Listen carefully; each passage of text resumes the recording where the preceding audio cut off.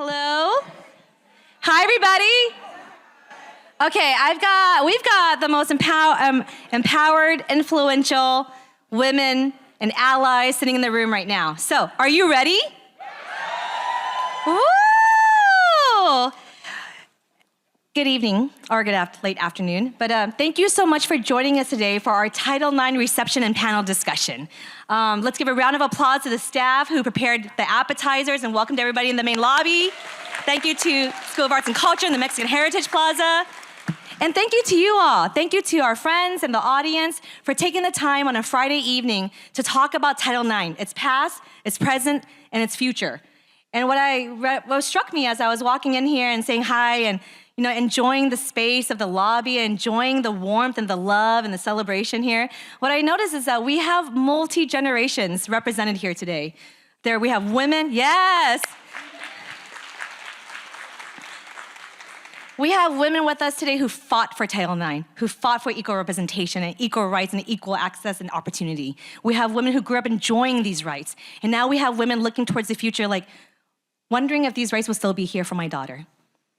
So, now that I've set the tone and the mood of excitement, of hope, of urgency, are you ready to meet our hosts? Yes, so I'm so honored to introduce one of my favorite humans in the whole wide world. So please, with that kind of intro, you need to give me your best applause for Supervisor Cindy Chavez. Woo! All right, I am so excited to be here. And I just want to say, did Betty introduce herself? Did she say her name? See, that's how excited she is. Betty Young, we're so excited for you. All right, so let me just say how excited I am to be here. This has been a vision of not just mine, but of some very, very lovely people in our community, and especially those people who've been part of the Women's Policy Summit forever. And if they could raise their hands really quick, all the women who've been helping and on the committee. I know the lights are down. Maybe we turn the house lights up just for a moment so that we can acknowledge these fantastic leaders. Yay, they're all right here. That's so great. Now this has largely been held by my office for 7 or 8 years now, and I am really, we could never ever have done this without Michael Elliott and the Valley Health Foundation. Let's give them a big round of applause. And I have a lot of words that I could say, but I know that we want to get going and we're starting a little bit late. But I would just like to introduce Michael Elliott. And the reason this is so important is that years ago, come on out, Michael. Come on up. She's still talking about. What's that? Oh, sorry. Oh, yeah. So years ago, when we were trying to figure out how to do the Women's Policy Summit, especially from out of my office, we were trying to figure out who's a partner that's going to be here long after I'm gone and irrespective of who's serving in the county, but that will really understand the importance of having deep and meaningful relationships throughout our county. The Valley Health Foundation helps the Valley Medical Center and the rest of the county save lives. And because of that, I am so grateful to Michael, his entire team, and their partnership. And let's welcome Michael Elliott. Well, I don't deserve that, but hi everyone, I'm Michael Elliott, Valley Health Foundation. It's a pleasure to see you. I can't see you, I can see blinding light, but I know you're there.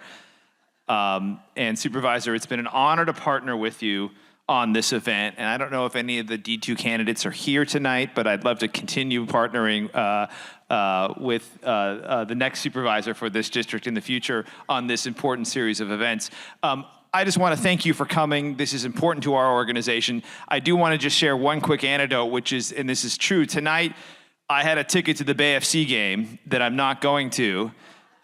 And I think it's progress that us celebrating Title IX is now interfering with my ability to go see a professional weapons sports game. I'm going to take that as progress.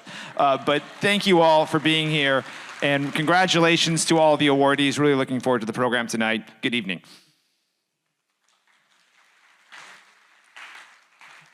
And I do not know if I'm supposed to introduce someone next. So I can field. Oh, here she is. Betty, everyone. Oh my God. Hi. Okay, one more round of applause for our two hosts. And yes, I did fail to introduce myself. Hi, everyone. My name is Betty Young. I will be briefly your MC for this evening. On a regular workday, I am the Chief of Staff to Supervisor Cindy Chavez.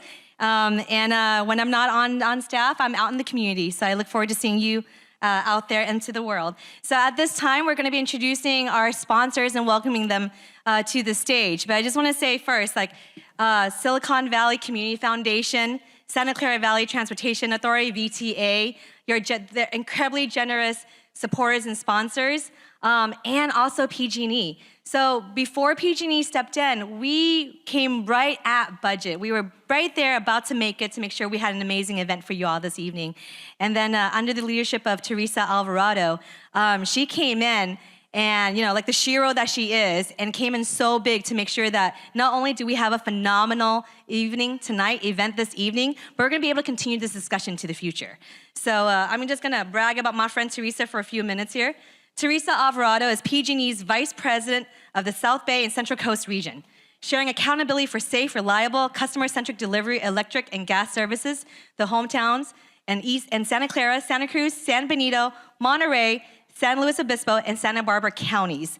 I only know Santa Clara County, so that's a lot of land and a lot of jurisdiction you have, Ms. Alvarado.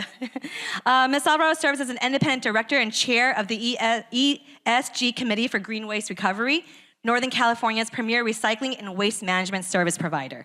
Ms. Alvarado has served in a number of appointed leadership roles, including as a gubernatorial appointee and chair of the California Water Commission, as co-chair of the Inclusive Recovery Committee of the Silicon Valley Pandemic Recovery Roundtable, as chair of the Environmental and Social Justice Commissioner Working Group of the San Francisco Bay Conservation and Development Commission, and as co-chair of the City of San Jose General Plan Update.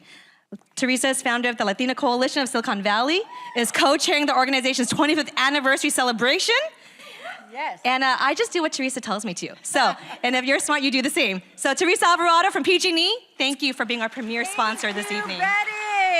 Betty Young, remember her name. Okay, good evening. I'm Teresa Alvarado with PG&E. And of course, as Betty mentioned, I'm also the very proud founder of the Latina Coalition of Silicon Valley, celebrating our 25th anniversary this year under the incredible leadership of Gabriela Chavez Lopez, who you're gonna hear a little bit more about in a few minutes. It is a real honor to be here with you today, and I'm gonna slow down actually so the sign language interpreter can keep up. It is an honor to be here with you today to celebrate the progress that we've made over the past 52 years in support of women through Title IX, and to discuss the barriers we still need to break to ensure that no person experiences sex discrimination. When I founded the Latina Coalition of Silicon Valley in 1999, I knew we had to do more to ensure Latinas could unleash their power to lead and drive lasting change in our communities. My work in support of a level playing field for all continues at PG&E. I'm the executive sponsor of our Women in STEM Engineering Network, to whom I provide strategic guidance to support female talent and recruiting efforts. Women represent 26% of PG&E's workforce, and we're working to increase representation by supporting K-12 programs that introduce girls to STEM careers, but also celebrate and foster an environment that allows us to recruit, retain, and develop women in the trades. We need more tradeswomen. PG&E is a proud IBEW shop, and we would love to recruit more women in the trades. And it's really a great time to work in the trades, particularly in energy, that is literally powering every home and business and is essential in our transition to a carbon-free economy. And we really are making progress at our company. This year, PG&E was recognized by Forbes as one of America's best employers for women. And through our charitable, thank you, through our charitable giving program in 2023, we contributed $1.5 million funded by our shareholders, not our customers, to organizations who serve only women and girls. But we know more can and must be done, and so that's what we're here to participate with you tonight. We're here to have a very important conversation, to learn more and to commit to what we need to do to further advance equality and equity in our community. Thank you very much.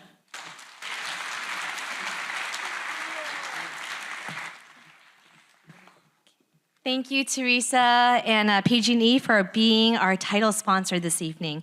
Up next, we have Moses Sepian, Executive Vice President of Community Action Initiatives and Policy, representing Silicon Valley Community Foundation. And before he takes the stage, I'm just going to say he also deserves the best rousing, thunderous round of applause. He just stepped into this role last week, and we were his first assignment. So let's welcome Moses.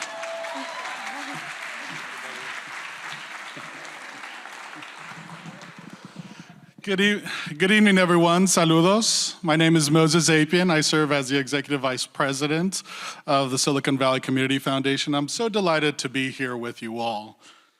We are proud to sponsor today's event and to celebrate the advancement of Title IX, landmark legislation that has transformed the landscape of education and athletics for girls and women across our country. Title IX has been the cornerstone in the fight for gender equity since it was enacted more than 50 years ago. It has opened doors for countless women beyond just sports and education, ensuring that they have equal opportunities to ensure their passions and achieve their dreams without discrimination. Today, we're here to honor the strides taken, to recognize those in our community who are pushing the boundaries of this work, and to reaffirm our commitment to supporting women and girls everywhere. So on behalf of the Silicon Valley Community Foundation, I'd like to congratulate tonight's award recipients and thank you all for your commitment for advancing the rights and opportunities of women and girls everywhere. Thank you so much. Saludos a todos.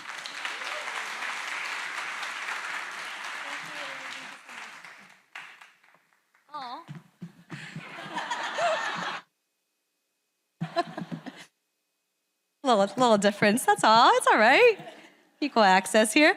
For our last presenting sponsor, I'd like you to join me in welcoming Sonia Morrison, Chief People Officer of our Santa Clara Valley VTA.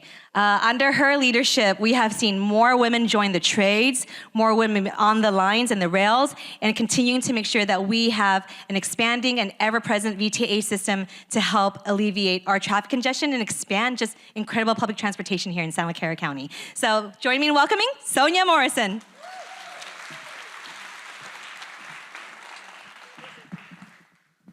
Hi, everyone. So as Betty said, I'm Sonia Morrison. I'm the Chief People Officer for Santa Clara Valley Transportation Authority, or VTA, as we're affectionately known. I focus on all things people. So that's recruiting, benefits, training, culture, diversity, all of those things. Traditionally, jobs in transit have been dominated by men, but we are changing that at VTA, making strides every day.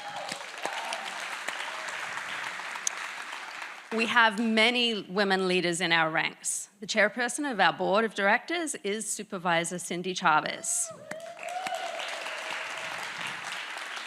We are fortunate to have a female general manager and CEO in Carolyn Gonot. Yay! And this is the best. The VTA executive team has more women than men on it right now. In a male-dominated industry, that's fantastic. Some of them are here with me tonight. I can't see you, but we also have a bunch of wonderful women from VTA here tonight. So, you know, you can see our faces for the executive women on the poster outside. We all have unique stories to tell, and that's what I love about my job at VTA and about being here surrounded by so many of you tonight. Let's continue to encourage and support one another. Let's mentor young women, share our experiences, and celebrate our achievements together. Let's create a world where women are seen, heard, and valued. There are opportunities at VTA for women to build and grow a career. Everything from bus operator and rail operator, maintenance, dispatch, engineers, planning, the list goes on. VTA is a community asset that touches more aspects of your daily life than you'll ever know. And all of it is with the goal of keeping everybody, visitors, students, families, and the community moving. And there's always more room for wonderful women like yourselves at VTA, so please come and join us. I encourage you. My favorite inspirational woman is the late Supreme Court Justice Ruth Bader Ginsburg, affectionately known as RBG. And she's known for once saying, women belong in all places where decisions are made. Today, we're seeing more people in those places. We're leading companies, organizations, and even governments. We're shaping policies and driving change. VTA is doing that right here in local Santa Clara County, in the communities across the county. So stop by our table, come and say hi to some of the fantastic women for VTA, connect with us, and have a wonderful evening tonight.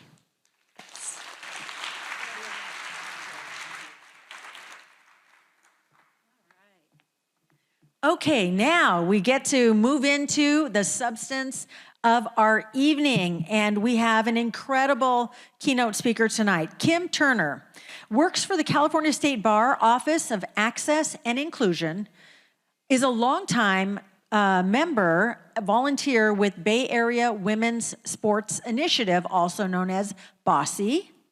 She's on the BOSSY Advisory Council, and she's a lifelong Title IX advocate. Kim previously served as a Title IX lawyer for K-12 girls in under-resourced areas, a director of Positive Coaching Alliance's Gender Equity Initiative, and as a former co-CEO for BOSSY. She also served on the expert review panel for the Women's Sports Foundation's report, 50 Years of Title IX, We're Not Done Yet. She received her BA from Brown University and played for the varsity women's volleyball team. Before law school, Kim worked in Washington, D.C., in the U.S. Senate and for the nonprofit National League of Cities. Please welcome Kim Turner.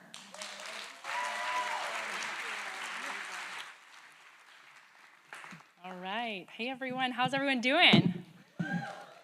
Great. I'm hearing some good stuff out there. I can't see you too well, but I'd love a quick show of hands. How many of you benefited from Title IX? Raise your hand or clap if you benefited from Title IX.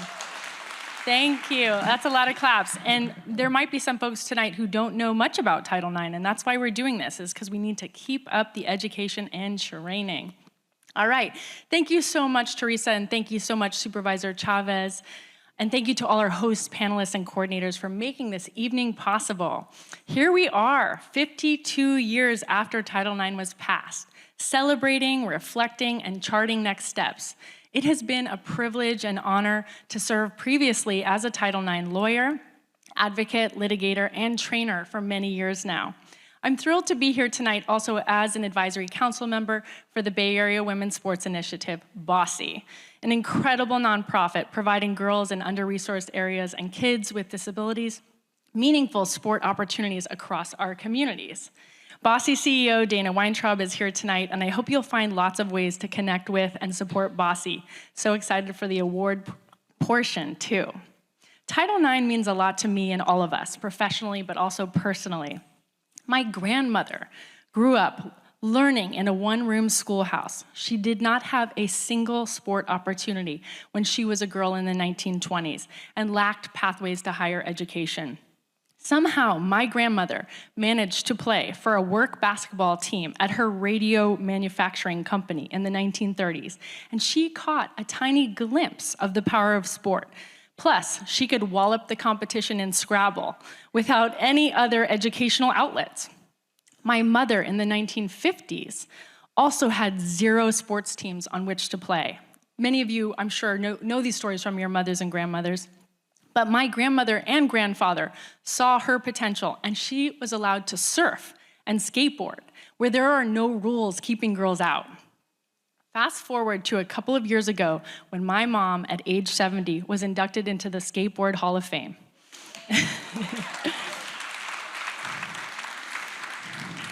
My kids think this is normal that grandma skateboards. It's great.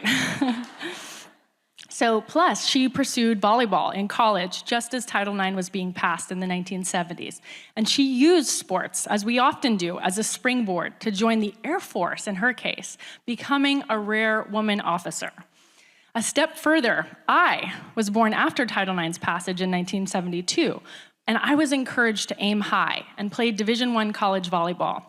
But in fact, right before I joined the volleyball team in the 1990s, the team was saved from cuts by a Title IX lawsuit brought by brave women athletes at the college because Title IX has been about vigilance, education, training, and constant enforcement.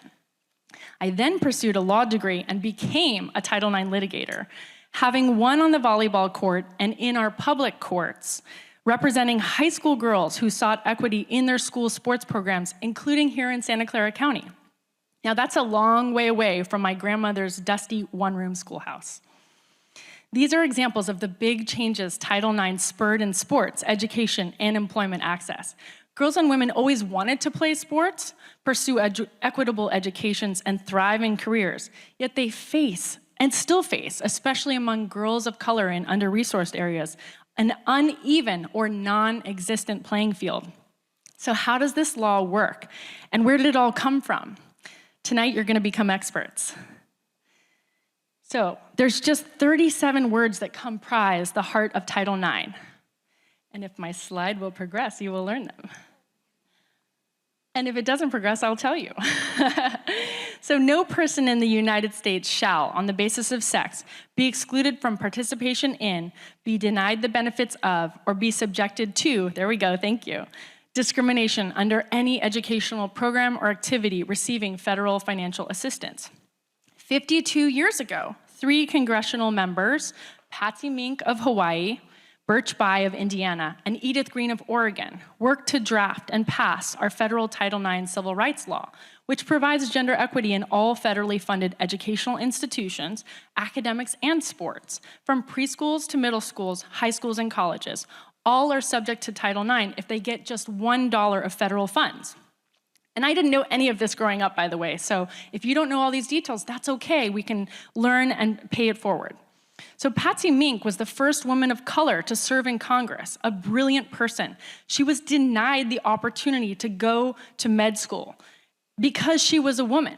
And she settled on law school, fighting tooth and nail to attend and forge a law career. Senator Birch Bayh recognized that he got into the universities he applied to, but his wife, with strong scores and academic credentials, was discouraged for even applying due to her gender. Mink and Bayh with Green joined forces to root out gender discrimination in education via Title IX. There is so much this law does and will do, but it must be constantly invoked and protected. My focus has been on athletics, equity for girls, but the law covers all aspects of education. Because if girls are consigned to a second-class status in school sports, that erodes equity everywhere else, in the classroom, later in the workforce, in families and society. So what are the basics? How have we progressed? What are the benefits? Before the law was passed in 1972, less than 300,000 girls had opportunities to play high school sports. Now, a half century later, high schools are affording over 3 million athletic opportunities to girls. But boys have over 4 million opportunities, and there's still a gap to close. The law is about all parts of education in and outside the classroom. In athletics, it's about proportional numbers of sports slots going to girls, treatment equity, and a prohibition on retaliation. If anyone complains about inequities, they should be protected.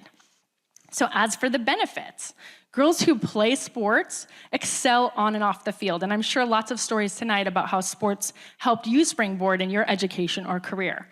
Girls who play graduate at higher rates, experience lower rates of breast cancer as adults, are less likely to battle depression, even going on to make higher wages in life compared to their non-athlete peers, 7% higher wages as adults.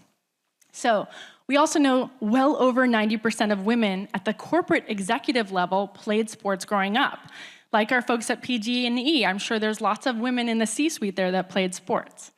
That reflects that connection between sports exposure and later employment dividends. Sports and educational equity means career, leadership training, plus lots of avenues to success. And it's not about varsity or Olympics. It's sometimes just a JV or rec team that shares all those lessons.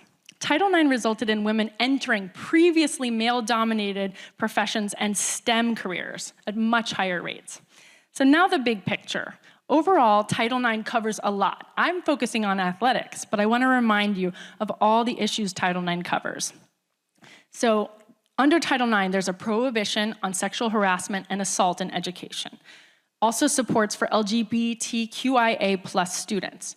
Also about supporting pregnant and parenting teens and students, athletics equity, as I've touched on, fairness and sex-segregated education, Title IX coordinator obligations, and gender equity overall, plus more. So do look into it.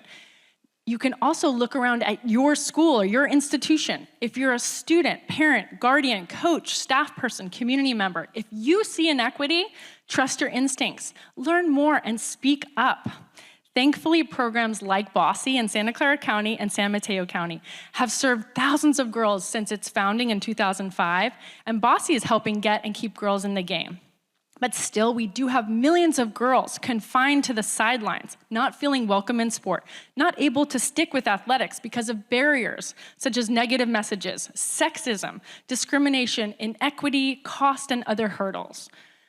There are lots of nuances to Title IX, and I highly recommend a number of additional free resources and guides to learn more, such as Fair Play for Girls in Sports, Positive Coaching Alliance, National Women's Law Center, and the Women's Sports Foundation, plus the Resources and Insights tab on Bossy's website. Tonight, tomorrow, beyond. Think about Title IX, please. Enjoy the progress. Pay it forward by coaching a girls' team. Even if you've never coached, you're gonna be awesome. Sign your daughter or niece up for a new sport. Turn on a women's sports game. Go Bay FC and go WNBA Valkyries. Thank you. I know, we're living in a fever dream of women's sports in the Bay Area right now. Check out Title IX web resources, and please help students and school staff in your community learn more. Thank you so much for your time tonight. I'm happy to answer any questions later in the program, and giant thanks to Supervisor Chavez, who made this all possible.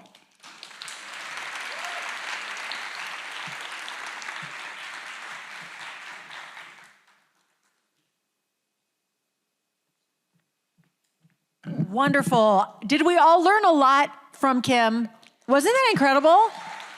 I mean, it's incredible that we don't know this history that has impacted all of our lives so much.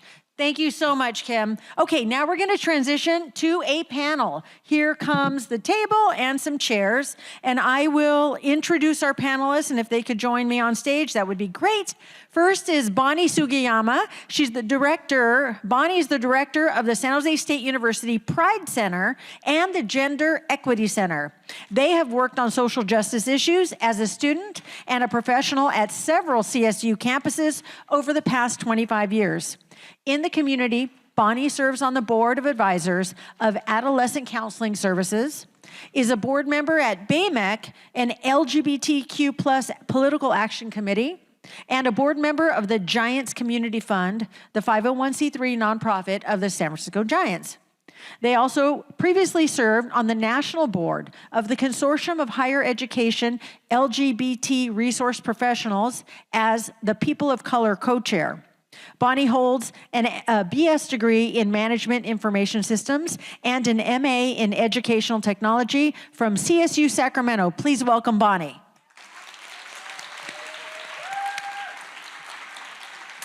Our next panelist is Elizabeth Kristen. Elizabeth is the director of the Gender Equity and LGBTQ Rights Program and a senior staff attorney at Legal Aid at Work. Elizabeth graduated from UC Berkeley School of Law in 2001. She has litigated numerous cases involving Title IX athletics at the high school level, including the landmark case, Ollier versus Sweetwater, for which she was selected as a California Lawyer of the Year. The California Assembly Committee on Arts, Entertainment, Sports and Tourism, and Internet gave Ms. Kristen and Ms. Turner an award in 2019 for their Fair Play for Girls in Sports project. Ms. Kristen's most recent publication on Title IX is Reflections on Progress Without Equity, Title IX K through 12 Athletics at 50. Prior to working at LAAW, Ms. Kristen served as a law clerk for the Honorable James R. Browning on the Ninth Circuit Court of Appeals in San Francisco. She has been recognized in the top women attorneys of Northern California and as a Northern California super lawyer. Please welcome super lawyer Elizabeth Kristen. They handed me these questions for you, my friend. Okay, thank you, great. All right, our next panelist is Isaura Gaeta. Isaura is a retired global technology executive with more than 40 years of experience in semiconductors. Most recently, she served as vice president of security research at Intel, leading a global team of engineers and researchers responsible for ensuring the highest level of security across all Intel products. I just lost my place. Sorry, la la la la la. Okay, a pioneering Latina in Silicon Valley, she graduated with a BS and MS in electrical engineering from Stanford University and went on to develop silicon technology and products that have truly changed the world. Isaura is now an independent director of Stearns Bank and Elevate Semiconductor and chairs the board of the Hispanic Foundation of Silicon Valley. She's a fierce advocate for diversity, equity, and inclusion in the tech workplace. Please welcome Isaura Gaeta.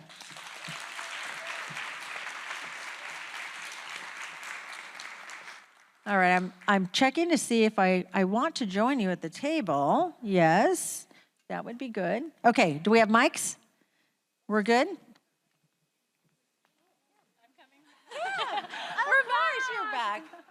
No worries. Oh, I'll grab that.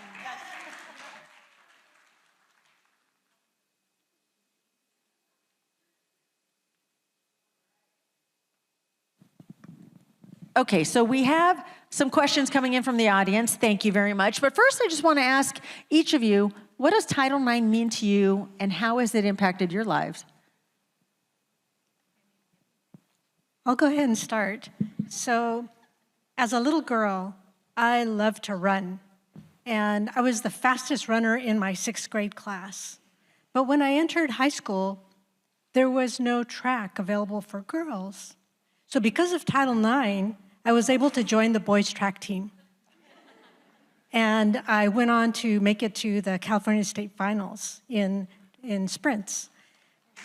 Thank you. But one of the little-known facts a lot of people don't know is that I actually received a varsity block in boys' track from high school. The opportunity to be in sports taught me a lot more than just running. The teamwork, the leadership skills, the confidence in being able to perform, to lose gracefully, all of that served me well. And I went on to study engineering, which is also a pretty male-dominated field. And as you heard, I received my master's in electrical engineering, went into the tech space, and because of Title IX, this really opened the doors for more girls and women to go into STEM fields.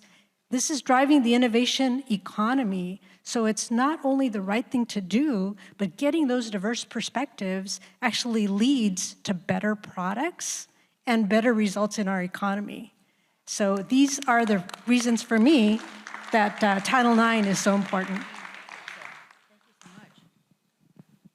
Well, I'm happy to go next. I have a similar story, but my story also involves my mother, who went to law school when I was a little girl. She was one of only 10 women in her law school class, and she took me along with her wherever she went, like a lot of single moms do. And one of the places she took me was to Washington, D.C., where she was working with a group that was lobbying for Title IX. And when I went back to my grade school in Nebraska, they were starting up a boys' basketball league, and I asked why couldn't I play, because I had learned about Title IX. So I became the only girl on the boys' basketball team, and the boys' teams all had names like the Tigers and the Dragons, and they did eventually start a girls' league, and the girls were the Daffodils and the Daisies. And I thought Title IX had fixed everything. So imagine my surprise when I went to law school, and even though my law school class was 50% women, I found out that there was still rampant inequality for girls and women, especially with respect to athletics, especially at the K through 12 level. And Kim and I worked on that a lot over the years. So thank you again so much for having me. This is really a wonderful time to reflect on Title IX.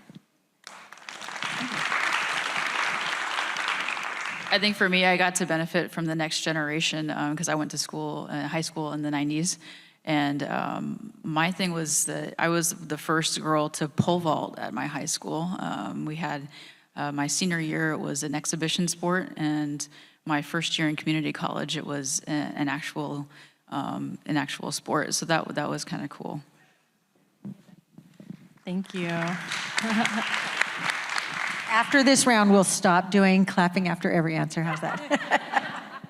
Yeah, thank you. Obviously, I shared a bit of my story, but it is so personal to me, Title IX. And what's striking to me is my generation, similar to Bonnie, going to high school in the 90s and college, is that honestly, we took it for granted to some degree.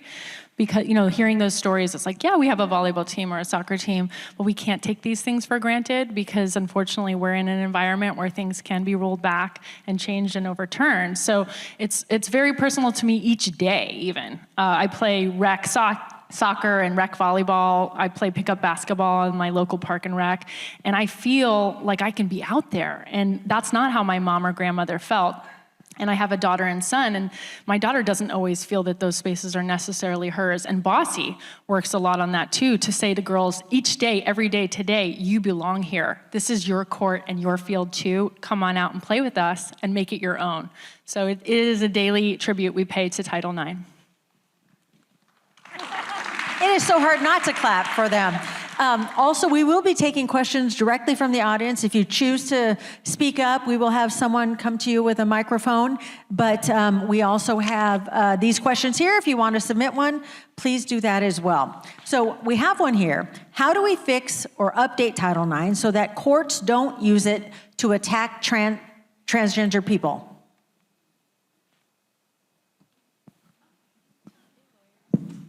I actually am not sure Title IX needs to be fixed. I think that the law itself, you saw its very simple language. It's a very inclusive law. It talks about discrimination on the basis of sex. There's nothing in Title IX itself that says that trans athletes should be excluded or that anyone in the LGBT community shouldn't be included in that definition. And in fact, the Supreme Court, even a semi-recent Supreme Court, found that the LGBT community was included in our anti-discrimination law that protects people from employment discrimination, and that uses the same word. It uses the word sex.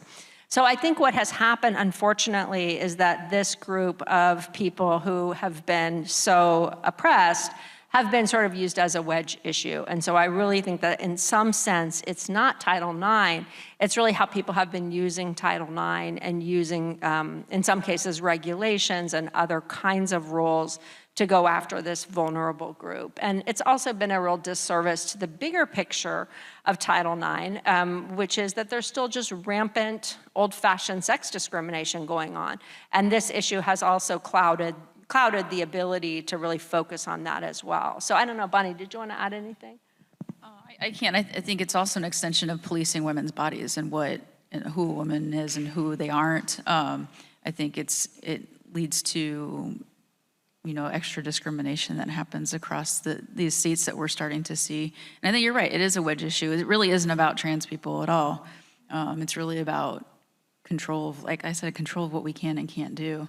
Because if you look at how people police trans women's bodies and how they want to go about it, they want to do examinations of people to make sure that their genitalia looks appropriate for what a woman should look like. So there's very invasive things that they want to do. They want to be testing blood. So there's very accentuating circumstances of what they're trying to be very invasive. So we did have a question that is very in line with what we're talking about. How should we expand Title IX? What's next?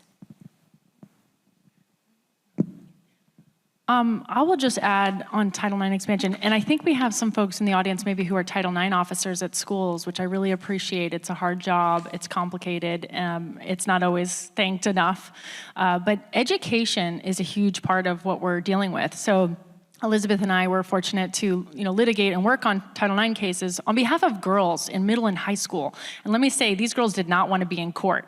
That was the last thing on their list with homework and babysitting and, caring for siblings, all the demands that they had. So enforcing Title IX was a last resort in the court. They would much rather the school staff and the institution follow Title IX's obligations in the beginning. And so education and getting our school staff and community members up to speed on what the law entails is so critical. So what's next for Title IX is, interestingly enough, in my opinion, knowing what it is now. Not necessarily, changing it per se. As Elizabeth mentioned, there's already a lot of regulations, a lot of guidance, but a lot of school folks, and I feel for them. My kids are in elementary school. We have incredible school staff, principals working so hard. They don't have a lot of extra time to read legal documents. They're trying to keep those kids from falling off a playground structure, but really, truly making it educational, palatable, actionable. So talking about Title IX, but what are we gonna do tomorrow about it and Monday and the week after versus sharing a long PDF that no one's gonna read. So I actually think education and education that regular folks like myself or anyone here can use is part of what we need to work on.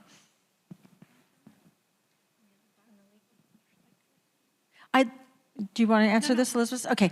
Question for Isaura and for Bonnie. How have you seen Title IX? We talked about kind of the ancillary benefits. Aside from just college sports, how did you see Title IX benefit the workplace for women, for diverse candidates, as an opportunity?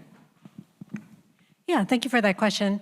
As I mentioned, in engineering, historically male-dominated field, opening that up and creating avenues, pathways where girls can start exploring STEM careers, STEM options in the middle school, high school. So those educational opportunities are really important, because without those opportunities, just being into the theory classes of engineering can be quite boring.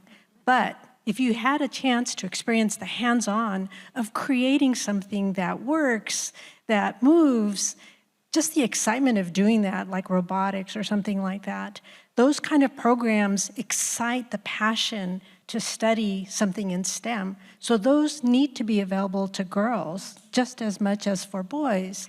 So I think that's what, for Title IX, is making sure the educational opportunities are available to all kids. Yeah, and I think we're seeing the impacts of it right now, those opportunities, because we're now, generations in, and you're now starting to see more generations of women in C-suites, right, of LGBT folks in C-suites. So this ability to be able to gain an education, have access to education, has really led to people being able to take up leadership roles that we're seeing now. It's really valuable. Just because a law is passed doesn't mean it's implemented, right? We've seen that time and again. And so my question is, how have you seen allies make space and, promote equity and, find a way to institutionalize the benefits and the opportunities of Title IX? Yeah, I get really excited about allyship. Just because, at least in the athletic space, I'll share that, I've gone around the country. Title IX just turned 50, and I had a fun road show where I was all over the country talking about what is Title IX, how does it work? And I said, I'd like to train athletic directors, because as many of us know, those are the gatekeepers in a college or K-12 to who plays and who gets access and equity. And 85% of athletic directors are men, and 75% of youth coaches are men. So we need to make sure we have everybody at the table, all the allies, hearing our speaker earlier talk about going to BFC, having boys and men at BFC games and the girls basketball game, and being the assistant coach to the head woman coach is really powerful. And of course, with all issues, LGBTQIA plus allyship, men and boys supporting girls and women, people of color supporting, one another, and white people supporting people of color, that is another huge issue where people think Title IX has done its job, but in majority communities of color, Title IX enforcement is less, and girls of color have fewer sports opportunities. Particularly the Latinx and AAPI community is seeing girls' sports access to be quite low. And something actually, again, that Bossy works a whole lot on here in San Jose is making sure girls of color in under-resourced areas have access. So it's important for those of us who've had access an opportunity to pay it forward, pay it back, and keep thinking and holding light about who's not at the table and who can we bring to have a really diverse perspective. Yeah, I think of allyship. I think I talked about this years ago, and it's starting to kind of finally come to fruition, where you have highly touted male athletes who are professionals who have daughters and want the same opportunities for their daughters. You see Steph Curry stepping up, right? So the example that I was thinking of was the NCAA tournament, the March Madness, the basketball tournament, where the women's gym, and I think it was 2023, unless I'm mixing my years, right? The women's gym at that facility was awful, and one of the basketball players, I think from Oregon, tweeted out just how lackluster their gym was compared to the men's gym, the workout equipment that they had in between games. And all these NBA players like jumped on board in support of the NCAA stepping up and doing more for women's sports in that tournament. If I can just add, it's really important to look at your data. So a lot of you are involved in community foundations, and I'm part of the Hispanic Foundation of Silicon Valley. We award scholarships for students to study STEM. It's really important to look at the data. How many girls, how many boys are applying for those scholarships? And if there's less girls applying than boys, why is that? Dive in, look at that data. So I think that's, for a lot of the foundations out there, go back and take a look at your data and see, am I at 50-50? And if not, what can I do about it?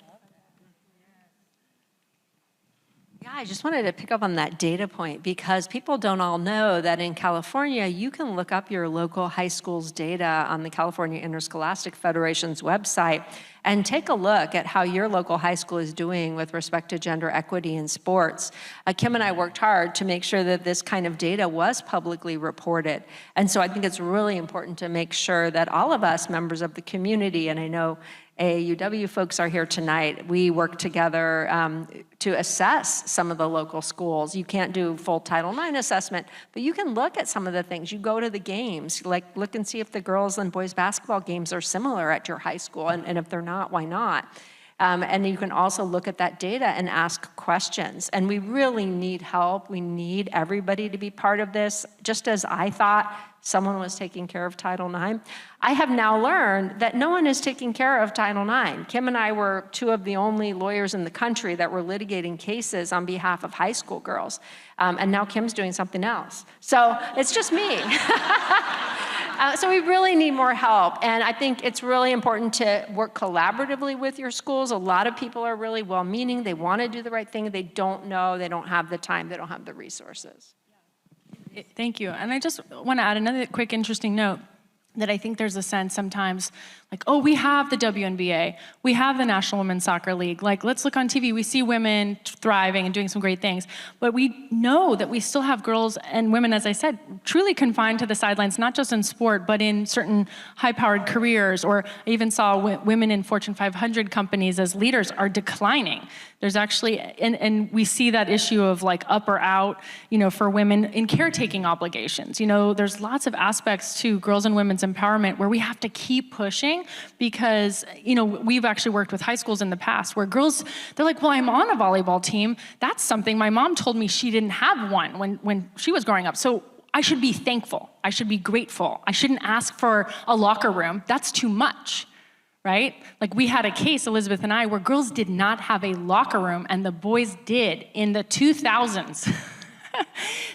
But those girls were probably being told, no, you should be grateful. You have a sport opportunity at all. So similar in the workplace, similar in school and community, we need to make sure that we're looking at the data and saying, oh, wait a minute, actually my brother's getting a new uniform every year and I get one every 5 years.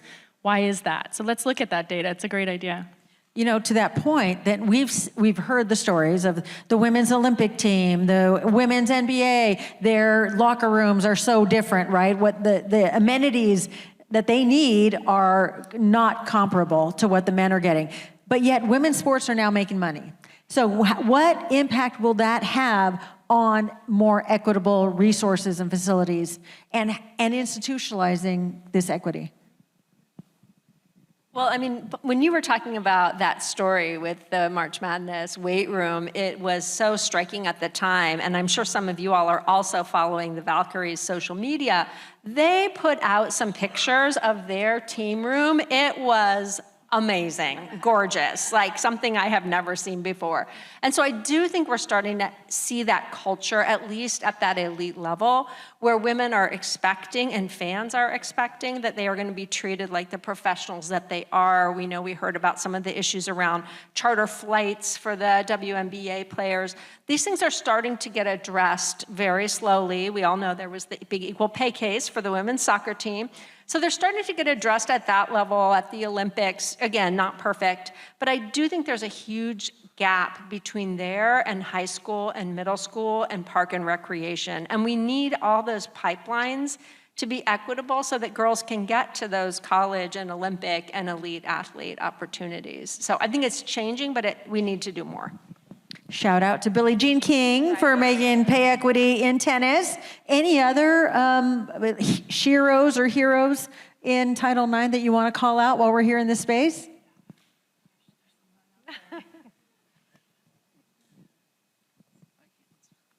I would just add, and I loved Bonnie's point about Steph Curry. I think anyone with a microphone, with influence, with a social media account who can shout out girls and women's accolades, and let's move this even beyond sport, of course.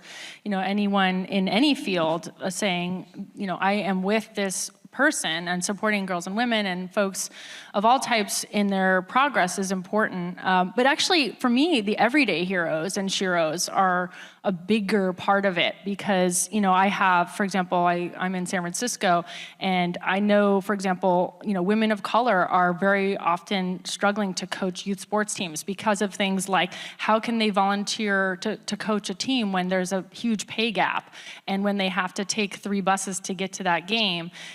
There's structural inequality that make it hard for women to coach, for example. Or they have their own families. Exactly. Yes, I've had coaches bring their kids with them. And I'm a babysitter, and that's the way I support her in her coaching journey.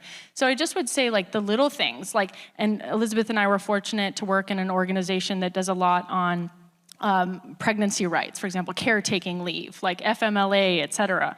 So there's a continuum here where Title IX is important, but Title VII is important, which is gender equity and other types of equity in the workplace. And then FMLA rights, leave rights, so that when you're off from work to have a child, you're gonna keep your job when you return. So there's actually a continuum of civil rights that support the type of equity we're talking about tonight. It's a fabric that we need to uphold. Okay, we have a question from the audience. What are some things Title IX might apply to that might surprise people? I think it's surprising to some people that it protects and helps students who are pregnant and parenting and need lactation accommodations. I think people don't always think about that. I think people also don't always think that it applies to LGBTQ students. I think sometimes folks either think it applies to athletics or they think it applies to sexual harassment and assault.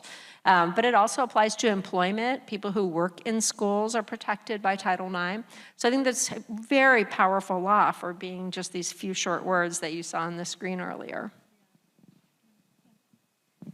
I think I mentioned STEM education.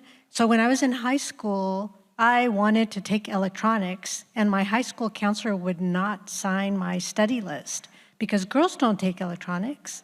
And so it's really important that, all classes be available. If students have that interest in high school and middle school, they should be able to access. So that is part of Title IX, is being able to take drafting, electronics, any of those classes that lead to a STEM career. I'd quickly add that people don't realize it applies to middle school, as I mentioned, or preschool or elementary. So we have seen cases and situations where they have a robust boys soccer team in a middle school. Could be in a high-income area, low-income area. It's the same fact pattern across the country. They're like, well, these boys need these sports opportunities, and then the girl will try out and they will cut her.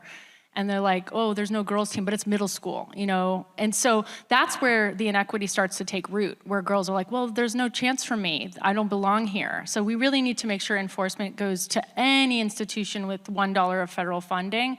And there's a lot of nice, like almost overnight changes. If the school learns, we are subject to Title IX. Within a week, they've created a girls' soccer team because girls wanted to play, they just didn't feel welcome. So it's also cool because you see the changes sometimes palpably very quickly. Yeah, and originally Title IX was created specifically for educational opportunities in the classroom, and then it quickly, people realized that it applied to athletics. But in most recent time, it's been used to address equalities for sexual orientation and gender identity, but also sexual violence. And so a lot of what we've seen now is a lot of guidance coming out on how Title IX supports sexual violence, in supporting people who are experiencing sexual violence, and the wraparound support that campuses are required to give to students who are experiencing this. Okay, I've been told we only have 5 minutes left, and I have a stack of questions. Okay, in the new era of name, image, and likeness payments to college athletes, how will Title IX be impacted, and will it be a good thing for women athletes?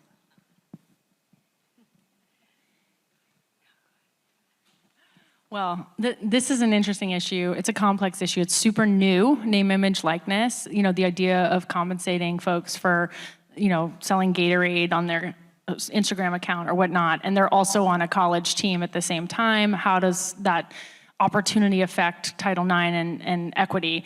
I think in a simple way, so Elizabeth and I also saw a lot of booster clubs. So that's often an issue where you have a high school, again, it could be high or low income area, where parents, or the local car dealership, it could be anybody, a third party is donating a lot of things to the boys' teams and nothing to the girls' teams. And sometimes even preventing the girls from fundraising. So they'll say to the boys' football team, you can use the cafeteria for your spaghetti dinner fundraiser, but the girls weren't allowed to access it for the same purpose on the softball team.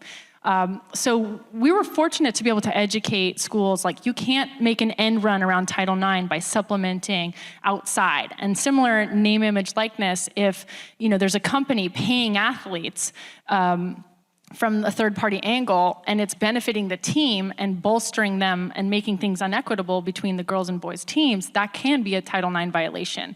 It's super new. The Office for Civil Rights that enforces, and the IRS is involved to some degree as well. They're still figuring it out. It's still TBD, but I would just flag that if Apple gave nice iPads to only boy students and no iPads to girl students, no principal would accept that. They would say, no, this school is about equity. So similarly, we wouldn't give new Nike shoes only to boys' teams and no Nike shoes to girls' teams. So we just have to apply those same equity principles and be kind and fair to our students. Okay, this one is really a very deep question. And it's really about, we've been talking about the pipeline and now women are ascending, right? So should we be thinking intentionally about other issues that arise as women ascend, thanks to Title IX, like the Olympic athlete who was recently burned to death, where the culture is not accepting the ascendance? No, I was going to kind of echo what Kim said, which is that gender equity is a broad issue, and we can't deal with sports without dealing with gender-based violence, without dealing with domestic violence, without dealing with policing of women's bodies and access to reproductive health. And so we all have our work cut out for us in fighting and continuing to fight for gender equity. And I know in my generation, I always thought we were going to have continued forward progress. It never occurred to me that we were going to see the kind of backlash and backsliding and intentional turn back that we have seen at some of the highest levels of our government. And so I think that is that segue into how we have to be incredibly vigilant. And I don't think we can ever assume that just because someone is this amazing woman athlete, incredibly successful, that, she's safe or that she might not need help from somebody. Yeah, I mean, so tragic. I could just add, in reference to our godmother of Title IX, Patsy Mink, who's really a legend. I recommend you learn more about her. And we were able to meet her daughter during the pendency of one of our cases. But she went to law school and struggled, as I mentioned, to get into higher education. But even after going to law school, no law firm would hire her. And she was brilliant and passionate and determined. And so she decided to run for office because no law firm would take her. Aren't we grateful in a weird way?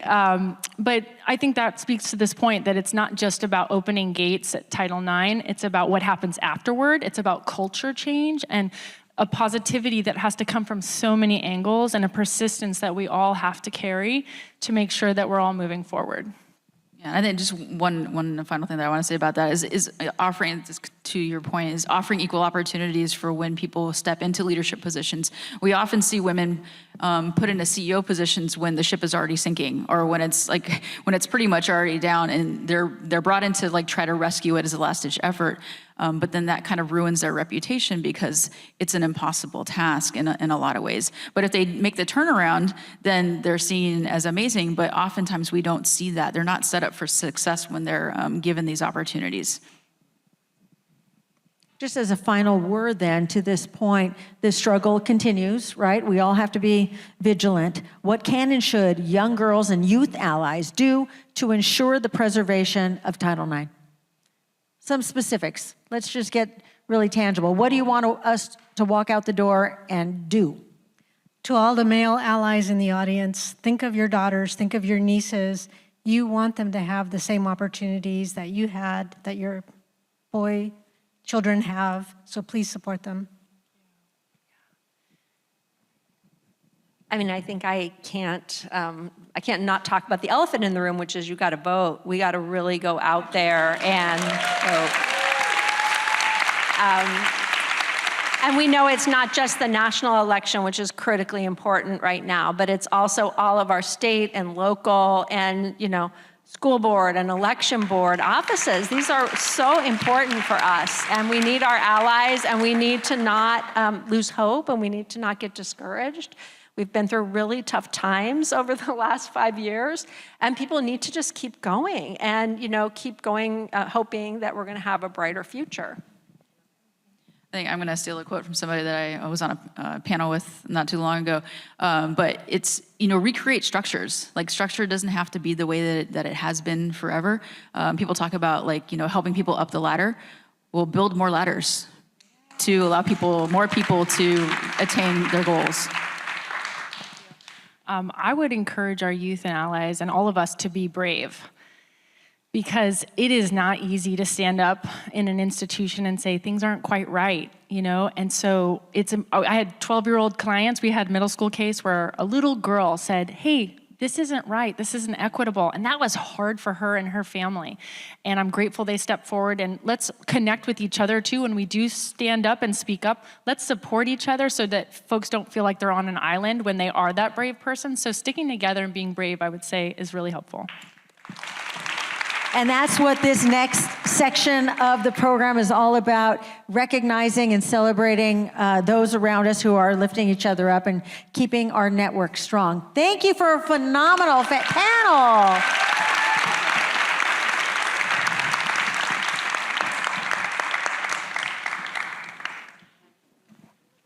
I believe Supervisor Chavez is joining me. Let's give them another big round of applause. Now, we're gonna, as you all know, those of you who've been part of our women's summits, we really take the time to celebrate the women who are doing amazing, amazing work.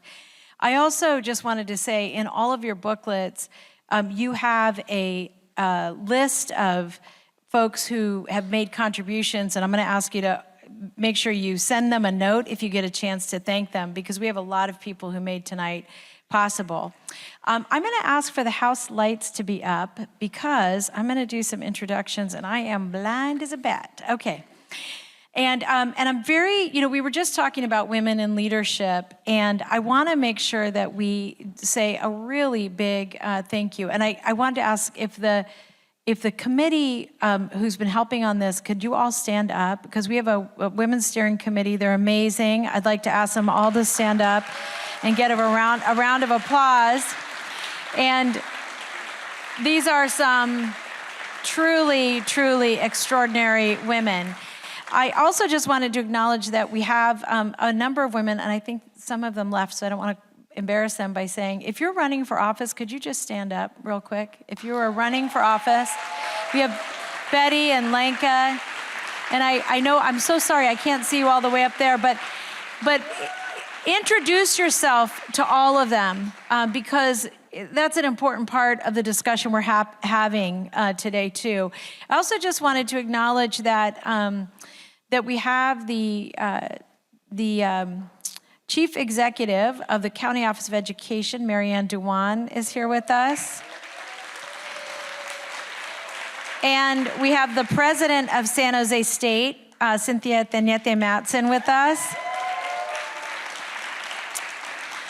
We have the new chair of the Commission on the Status of Women, Marlene Zapata, with us.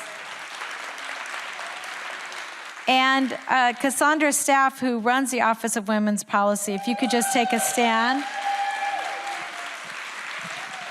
And I'm sorry we didn't write this up. And I'm just going to say, one of our unions are Sheet Metal Workers 104. I'm so glad they're still here.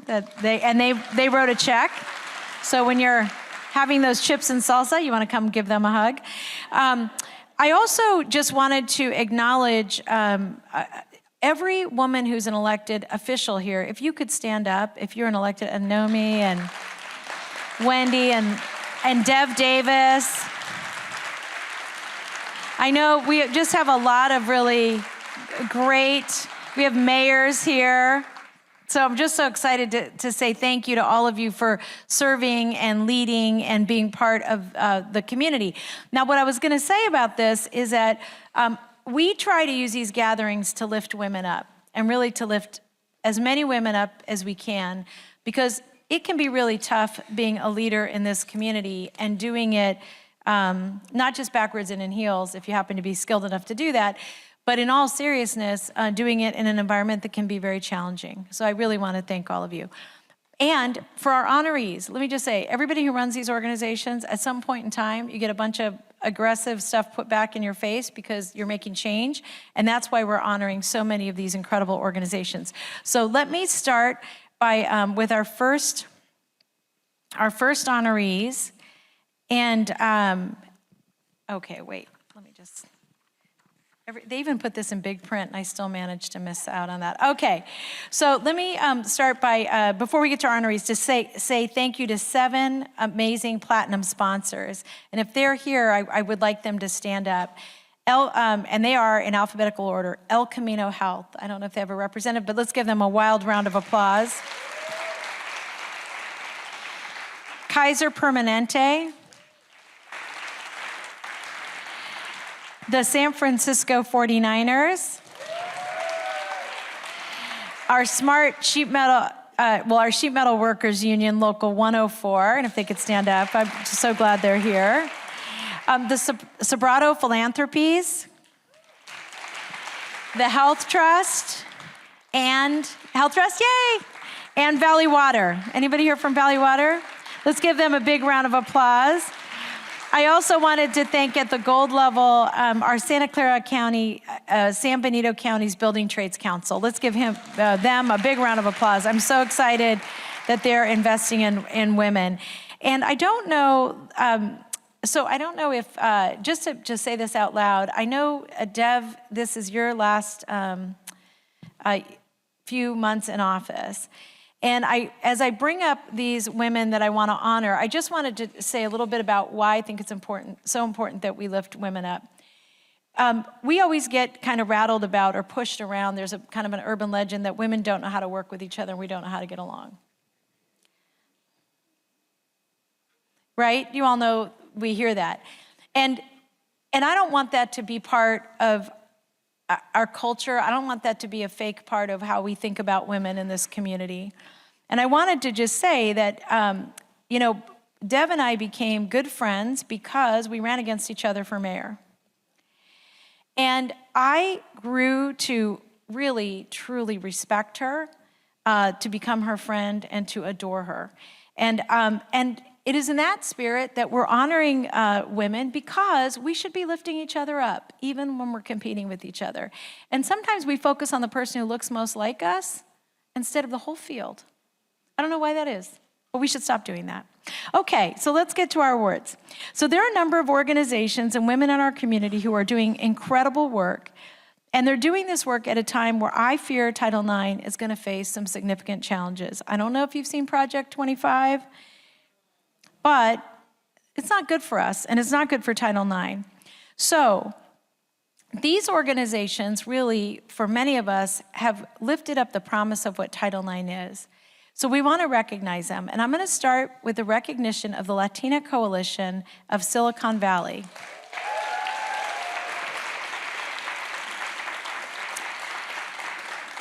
And the Latina Coalition of Silicon Valley is receiving our Community Organization of the Year Award. The coalition was formed in 1999 and started by Teresa Alvarado, and this is their 25th anniversary.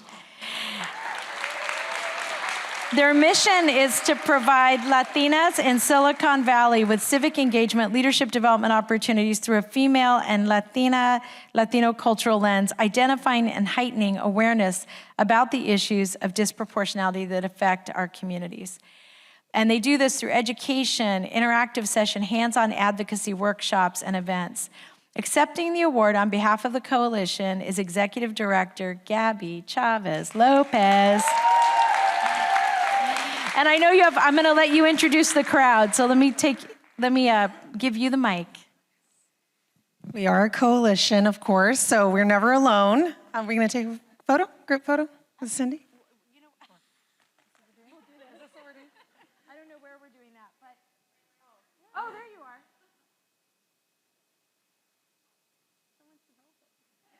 Gabby, hold it.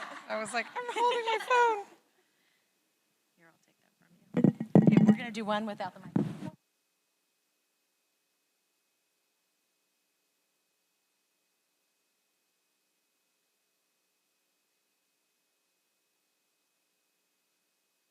Wonderful. I'll get this. Amazing. Thank you so much. Thank you. And I am joined by my amazing board members, V. Grijalva and Esme Bautista. So it's an incredible honor to accept this award on behalf of the Latina Coalition of Silicon Valley as Community Organization of the Year. This recognition is not just about the work we do today, but about the legacy we carry forward, standing on the shoulders of giants who have paved the way for us. I want to take a moment to acknowledge our founder, Teresa Alvarado, who has been a relentless champion of Latina leadership for over 2 decades. Teresa has not only shaped the organization, but she has also shaped my personal journey. She has invested in my development, helping me cultivate the networks and access that have allowed me to lead. But it's not just me. Teresa has planted seeds throughout our community, and she has laid the foundation and nurtured the soil from which many of us have grown and flourished. The impact of her work extends well beyond what she could probably have even have imagined 25 years ago.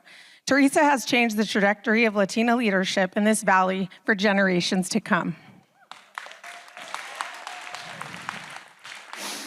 And as one of the many things that Supervisor Cindy Chavez has taught me is the power in honoring women who have shown up and done the work. She has taught me to say her name. And tonight, we stand on the shoulder of Latina legacy leaders, Supervisor Cindy Chavez.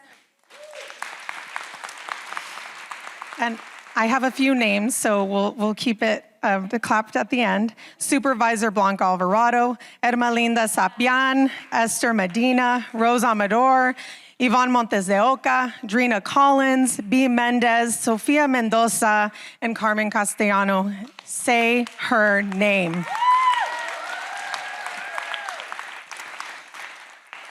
These women have shaped the local landscape we stand on today. And in the spirit of Title IX, which leveled the playing field for women in education and beyond, the Latina Coalition continues that work, ensuring that Latinas have access to the opportunities and leadership roles that they deserve. Latina leadership is essential to driving change and creating a more just and equitable society. Together, we are all advancing justice, equity, and access for all. Thank you so much for this recognition. Let's continue to work for the future generations who will follow us. Thank you.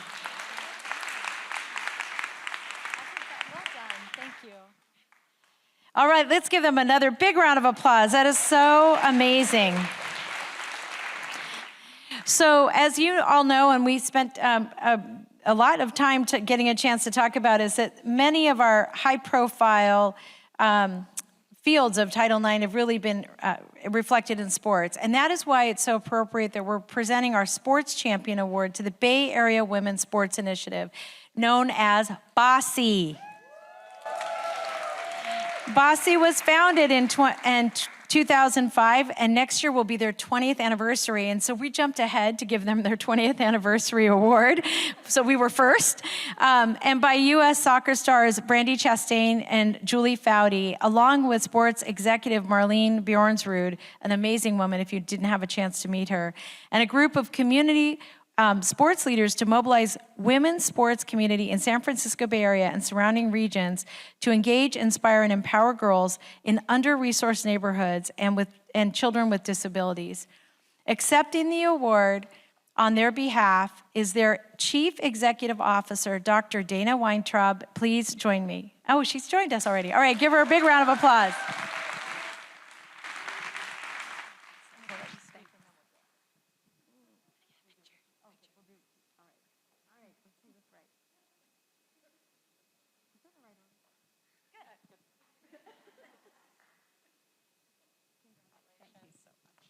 Hey, first of all, so much gratitude in this room, beginning with Supervisor Chavez and Teresa Alvarado. At BOSSI, gratitude is one of our core values, and that goes back to 2005. And when Michael Elliott was up here talking about Valley Health Foundation and the choice of being at BayFC or here tonight, I'm gonna be doing both. So I will be heading to the BayFC game. For those that don't know the story of the beginning of BOSSI, and it was people like Supervisor Chavez and Teresa Alvarado, and so many people in this room, the Health Trust, the El Camino. I don't wanna miss anyone that is here that supported us from the beginning, but believed in the idea that girls who play become women who lead, and that's what we've done for the past, will be 20 years in May. And it's because of the community. And community is so much at the core of what we do. We now do have former BOSSI girls leading in our community. Risa Rojas Moreno was just promoted to Chief of Staff for Council Member Peter Ortiz. Other women have worked with BOSSI who were former BOSSI girls. So we're building up these incredible leaders in the community. And what I was gonna mention was, thank you, was that BOSSI was founded after the folding of the first women's professional soccer team in the Bay Area. That league, when it folded, Brandy and Julie and Marlene Bjornsrud were lamenting that not only was there no longer a platform for women to play professional sports, but women athletes were having so much impact in community, and they thought that doesn't have to end. We will continue that legacy through Bay Area Women's Sports Initiative, affectionately known as BOSSI. And today, to see BayFC and see the Valkyries and the Oakland Soul, they can truly see her and they can be her. And we're so grateful for everyone. And the one last thing I want to say in my 10 seconds is that when we see former BOSSI girls in community, or we see parents of BOSSI girls, because we have our BOSSI shirts on, we constantly hear, BOSSI, I was a BOSSI girl, or my daughter was a BOSSI girl. And someone pointed out recently that they never say I was in BOSSI. And that sense of belonging is so important for all of us in community. So thank you to everyone here. Thank you for everything that everyone does to continue to move forward together. That's such a great point. And I will say I'm a BOSSI girl. Oh, we forgot a picture? Oh, Dana. Not so good on the picture thing. Okay.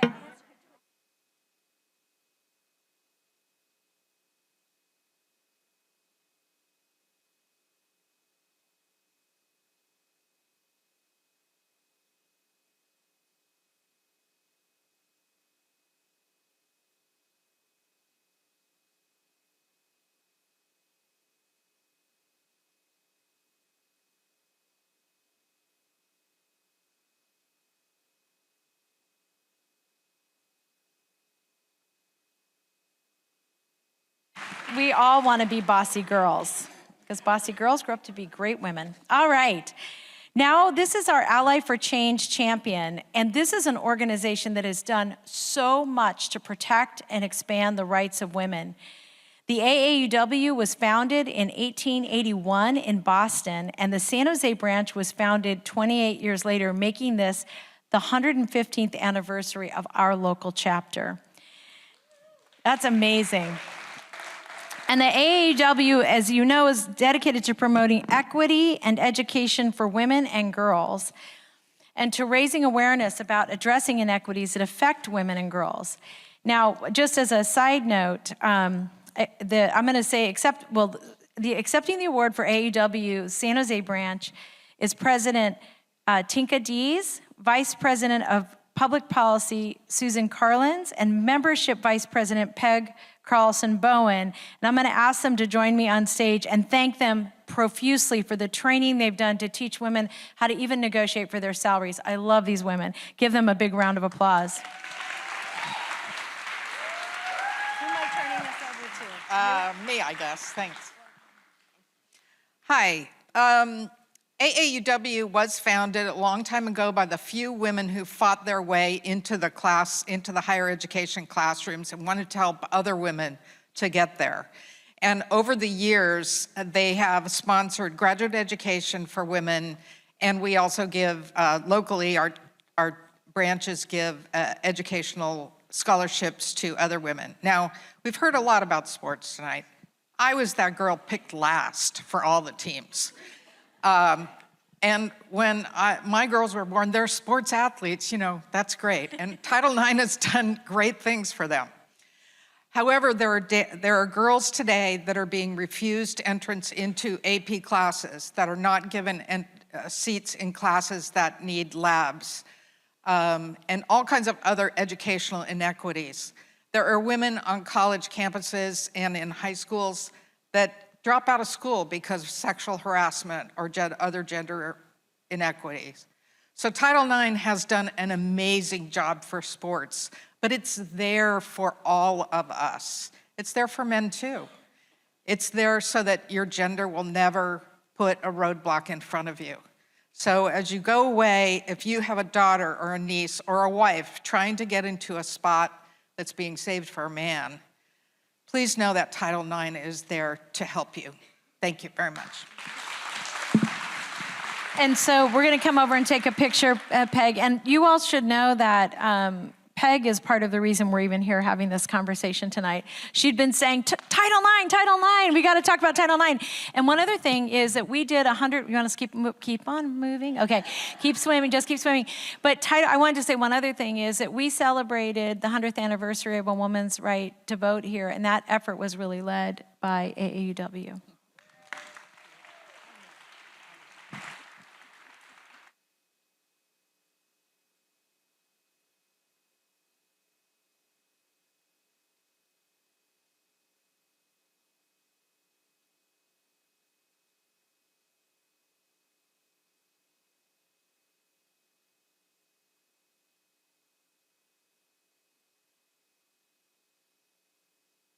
All right, you can do louder than that. This is a rowdy group of women. We love AAUW. Statewide leader, she's not in AAUW. Oh, good, I can hardly wait to meet her. Now, we're gonna go to our social justice champion, and this is being given to the League of Women Voters in San Jose and Santa Clara County. The League of Women Voters was founded in Chicago in 1920, just 6 months before the 19th Amendment was ratified and women won the right to vote. 25 years later, in 1945, the San Jose Santa Clara chapter was formed, and next year will be their 80th anniversary. The League doesn't support or oppose any political party or candidate. Instead, they focus on encouraging informed and active participation in government and work to increase public understanding of major policy advocacy issues. That said, the fact that they are so studious and do their homework means that when they say that a particular initiative should be supported, the community really listens. And I look at lots of campaigns, including Measure A, our housing bond, that has helped us house almost 16,000 people. And let's give them a huge round of applause. Accepting is Roma Dawson. Please join me on stage. Oh, there you are, Roma. we'll do it right this time. We'll get in the middle. We'll take a picture.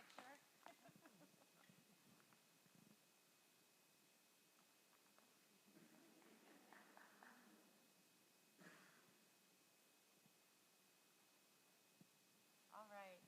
Congratulations, Roma. We're going to take you over here. And I can take that from you.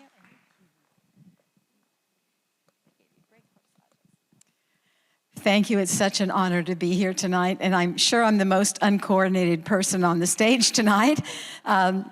Cindy gave you some wonderful history for the League of Women Voters, and I hope you will visit our websites. I'm going to encourage you to go to my chapter's website, LWVSJSC. We represent the cities of San Jose, Santa Clara, and let's not forget Milpitas, Morgan Hill, and Gilroy. In our 104-year history of nonpartisanship, we began early on providing voter service. My mother was born in 1920 before she had the right to vote. My grandmother was born in 1900, so as Gabby said so eloquently, this is a suffragist on my shoulder, right here. It's from a picture of someone who marched and fought for women's rights and stood her ground when she was told no for decades and decades. And I will tell you, please go to our website. We need your help. I don't want to be melodramatic, but we are in a fight to save democracy, so we need your help.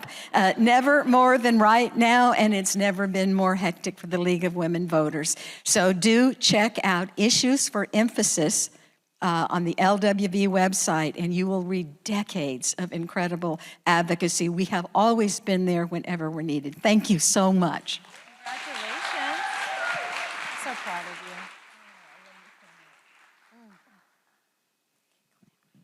Oh, you can go this way. Just be careful of that one little thing. All right. All right. Let's give her another big round of applause. When I first got in politics, I had a meeting with this gentleman who was saying, you know who you need to talk to? The League of Women Bowlers. And I was like, the League of Women Bowlers? And he thought he was so hilarious, but I was just young enough to be like, what? All right.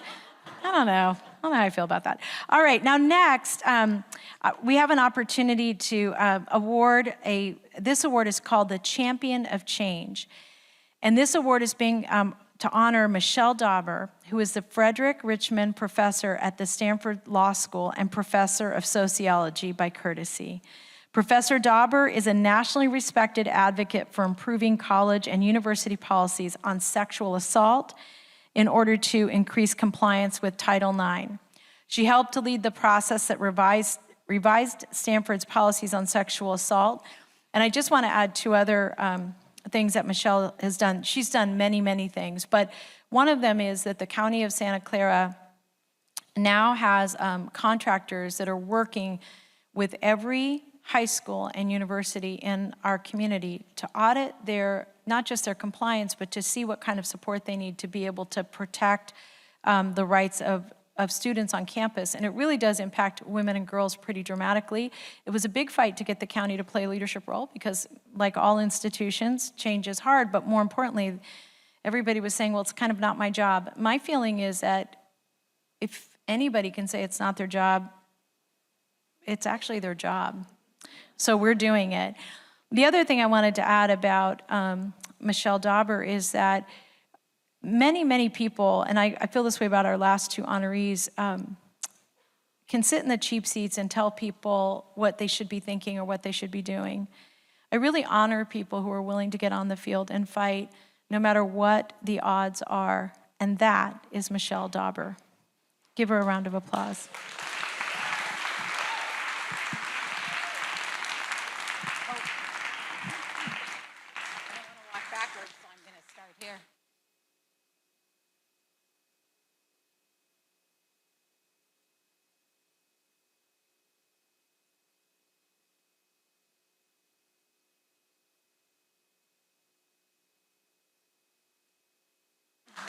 I'll take that for you.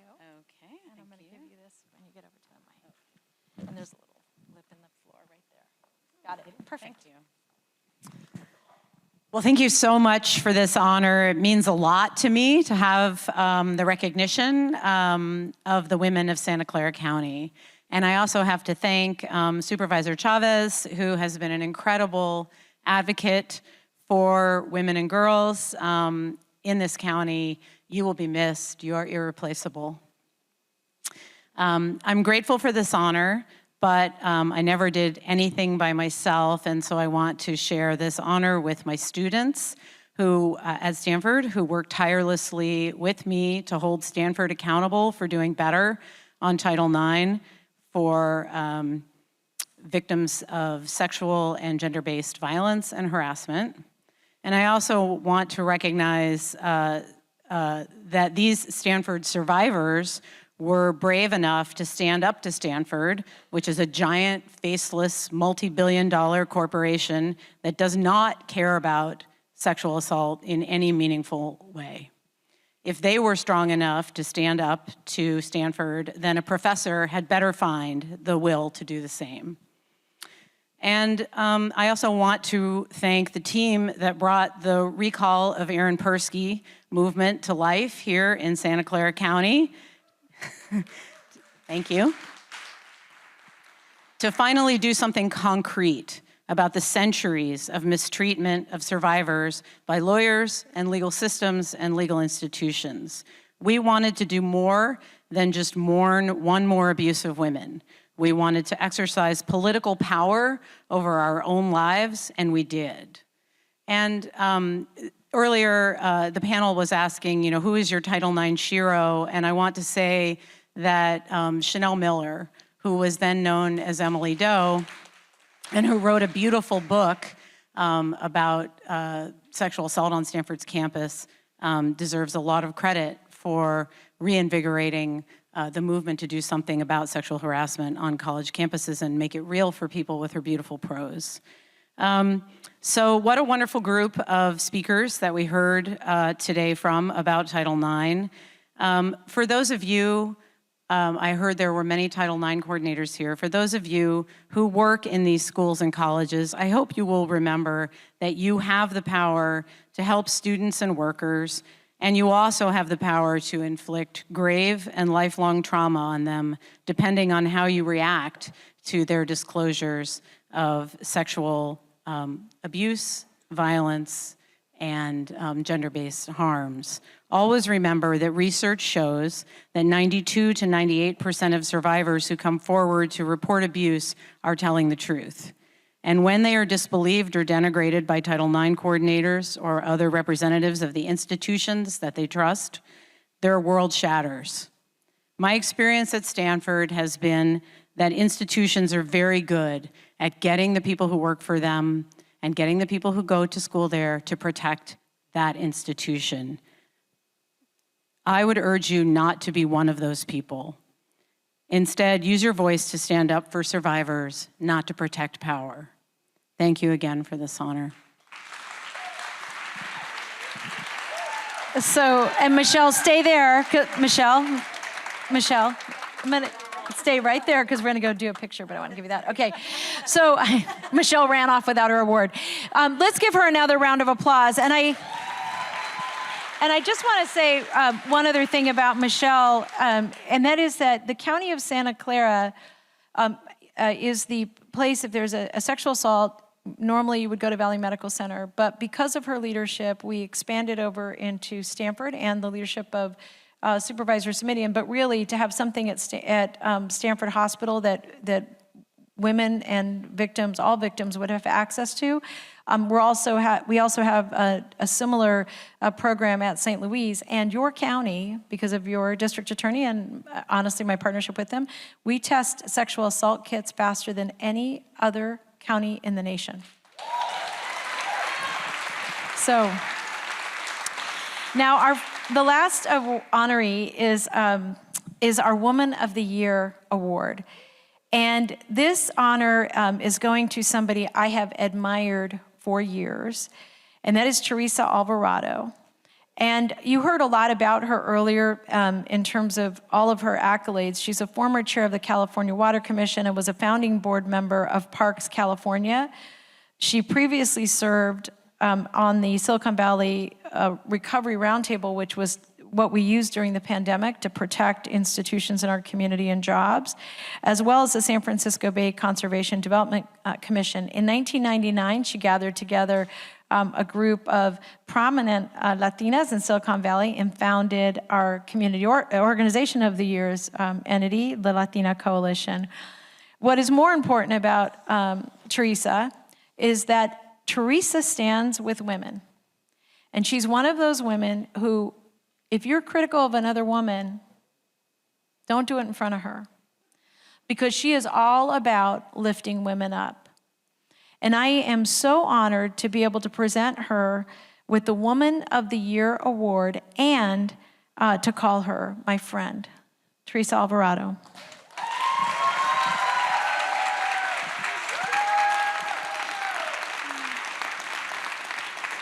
Well deserved. You would think this is the last time we would have figured this out.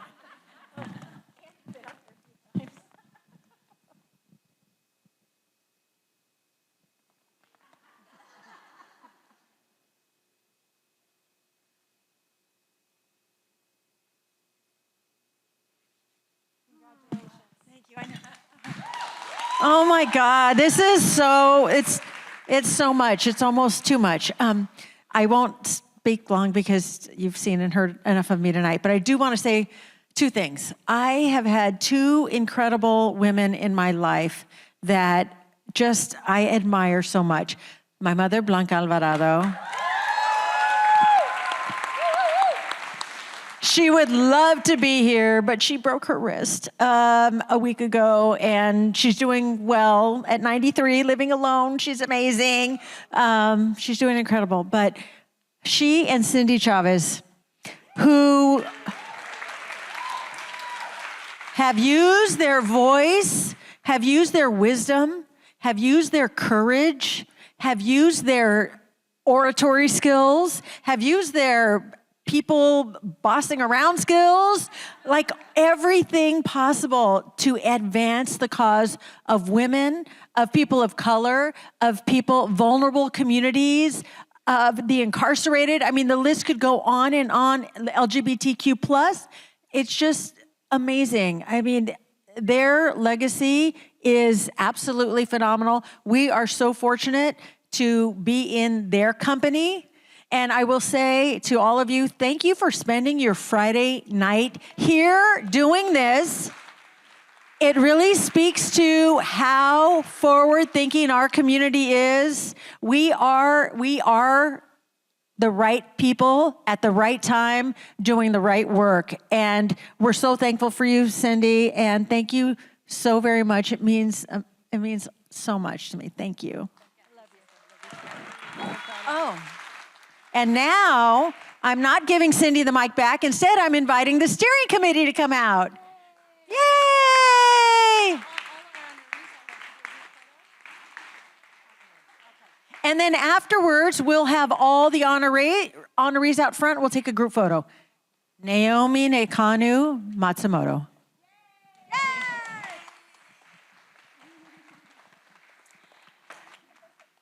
So Cindy, we could not let today pass without expressing our gratitude to you. Please forgive me, I had a script written, but found out about an hour ago that I'd have to wing this by myself instead of somebody else speaking. But we wanted to thank you on behalf of the steering committee. We've been with you, most of us, from the Women's Policy and Leadership Committee to tonight's Title IX Committee. You are our champion of change. You are our advocate. You are everything that women and girls need here in Santa Clara County. And we are going to truly, truly miss you. You have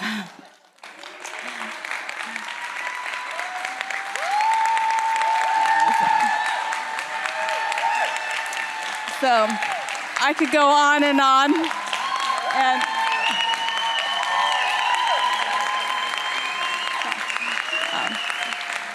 And everything everyone else has said about you, we think 10 times more. And anyway, we wanted to present you with this sleigh.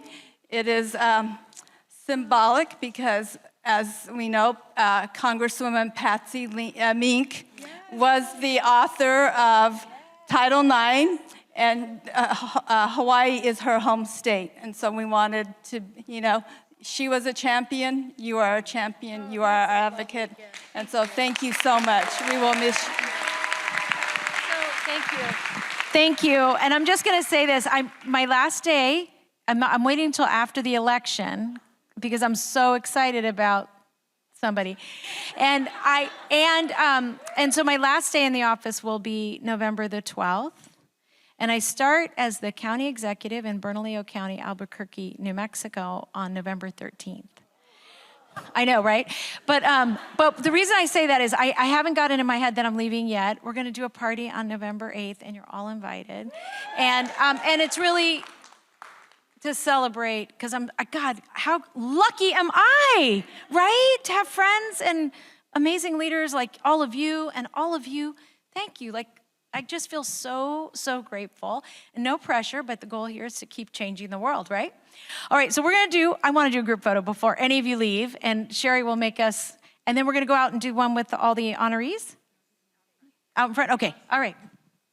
We're going to do a quick photo. And then all of you, let's get food and hang out and talk a bit more. Let's do it. All right, thank you. All right.